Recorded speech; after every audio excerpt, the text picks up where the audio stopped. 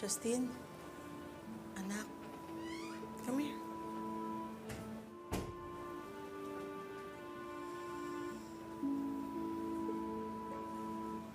Anak,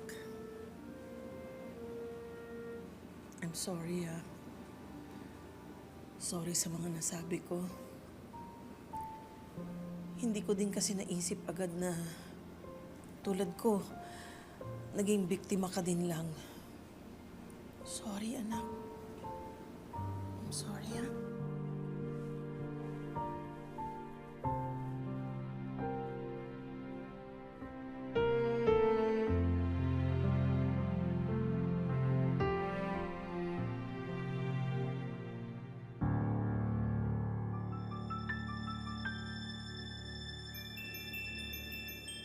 Hindi mo ako maloloko. Ano yun? Hindi mo ako maloloko! Justine! Anong pinagsasabi mo? Paano kitang niloloko, Justine? Akala mo ba hindi ko narinig yung mga sinabi mo kay Annalyn? You don't want me in your life! Gusto mo akong ipakulong?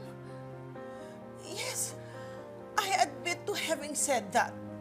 Sinabi ko nga yun, but Justine, that was before I spoke to Annalyn about you. Hindi ako naniniwala sa'yo! Ano bang plano mo, ha?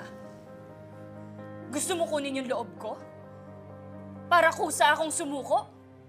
No. In your dreams! Dahil lalabanan kita. May ebidensya ka ba, ha?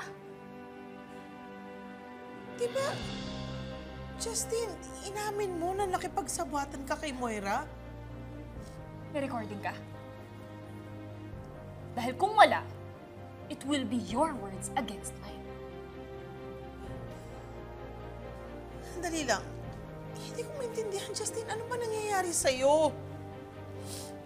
Akala ko ba gusto mong makipag-ayos? Oo! Maniwala ka sa akin, gusto ko makipag-ayos sa'yo.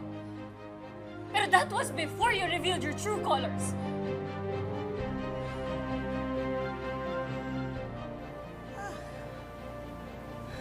Ganun pala. Sige. Kung ayaw mo, edi wag. Ako ba bang makikiusap sa'yo? No! Justine, mag-usap naman po kayo ng maayos. Di ba, sabi niyo po, bibigyan niyo siya ng second chance? Annalyn, she already wasted it. Bakit, Justine? Sa tingin mo ba, yung pakikipagtulungan mo kay Moira, yun lang ang pwede kong ikaso sa'yo? Did you forget that you actually embezzled money from Apex?